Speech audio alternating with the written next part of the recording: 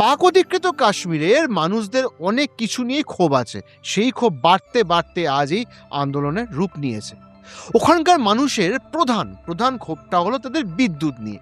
এই পাহাড়ি অঞ্চলে সিন্ধু নদ ও তার শাখা নদীগুলোর জলের গতিকে কাজে লাগিয়ে প্রচুর প্রচুর পরিমাণে জলবিদ্যুৎ তৈরি করা হয়, কিন্তু পাকিস্তান সরকার সেই সস্তা বিদ্যুৎ নিজেদের মূল ভূখণ্ডে, বিশেষ করে পাঞ্জাব প্রদেশে নিয়ে যায়, আর ওখানকার স্থানীয় মানুষদের, মানে পিওকে স্থানীয় মানুষদের চড়া দামে বিদ্যুৎ কিনতে বাধ্য করে।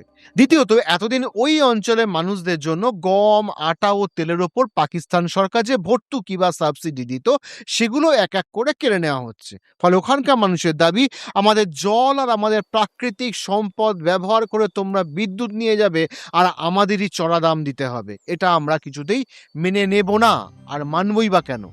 এই একই দাবি নিয়ে জাক কমিটি 2024 ও 25 সালেও বড় আন্দোলন করেছিল।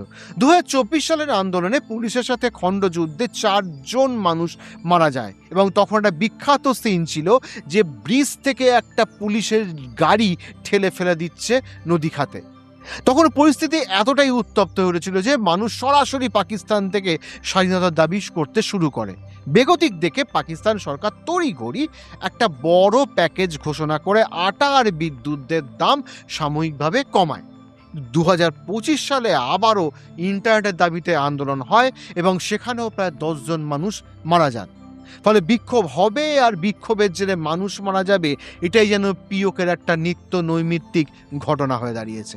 আর এখন এই 2026 সালের জুন মাসে এসে আন্দোলনটা রূপ নিয়েছে একটা বড় রাজনৈতিক লড়াইয়ে। কারণ আগামী জুলাই মাসে এই পাকিস্তান অধিকৃত জম্মু কাশ্মীরের বিধানসভায় 53টা আসনের নির্বাচন হওয়ার কথা।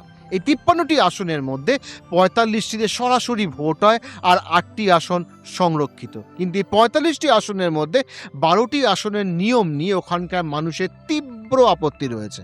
নিয়ম অনুযায়ী এই 12টি আসন পাকিস্তান সরকার সেই সব লোকেদের জন্য সংরক্ষিত করে রেখেছে যারা দেশ ভাগের সময় ভারতের জম্মু বা কাশ্মীর অঞ্চল ছেড়ে পাকিস্তানে গিয়ে আশ্রয় নিয়েছিল।